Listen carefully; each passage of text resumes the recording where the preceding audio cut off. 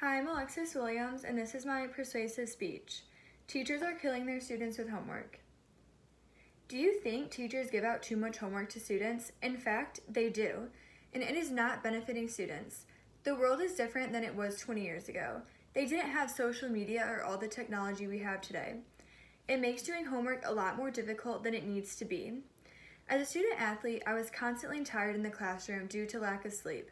I was not learning as much as I could because my brain was mentally not there. Teachers are not assigning more work than they did 20 years ago, but students are taking significantly longer to do this work. The main reason is technology. The average teen spends 7 hours and 22 minutes on their phone a day, according to ABC News. On top of all of this, students have after-school activities as well. They barely have time to sit down and focus on their homework. It's important for students to have a life outside of school. They should have time for sports, have a social life, and get plenty of rest. In this presentation, I will tell you 3 main reasons why teachers should give out less homework. They have sports, they need to have a social life, and get plenty of rest. I would like to begin by talking about how too much homework affects student athletes. Student athletes are affected by having too much homework. Teachers need to realize that students have a lot more to life than homework. According to Rachel Bassinger, they normally arrive at school between 7 and 8 a.m., stay in school until 3 p.m., may have after-school activities until 5 or 6 p.m., and may not be able to start on homework until 7 or 8 p.m. That gives students only 1 to 2 hours to do homework before bedtime. A lot of students are athletes and have sports every day after school. I'm a student athlete myself, and I would have practice almost every day from 7 to 10 p.m. and would not even get home until 11 p.m. And on top of that, I would have homework. There were nights I was up until 1 a.m. trying to get things done. Due to the lack of sleep, I was so unfocused in class because I was so tired. If I could focus in school, I would understand things so much better and learn. If I am up until 1 a.m. doing homework, I am not giving full effort on the material because I am so exhausted after volleyball. On another note, I would be traveling every other weekend and missing days of school. That would put me very far behind in my classes, and my teachers were not very understanding.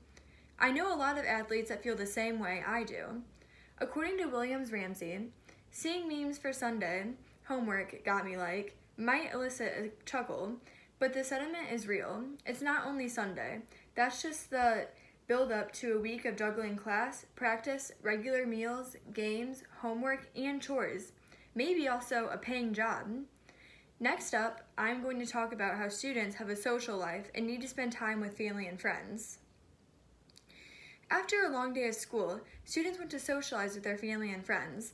There is no time for that, since most kids have sports and homework and still need to get a good night's rest. Hanging out with your family and friends can boost your mood and be a great stress reliever. From my own experience, I would rush home to get my homework done so I was able to hang out with my friends. I would not sit down and take my time. I was not fully understanding the material.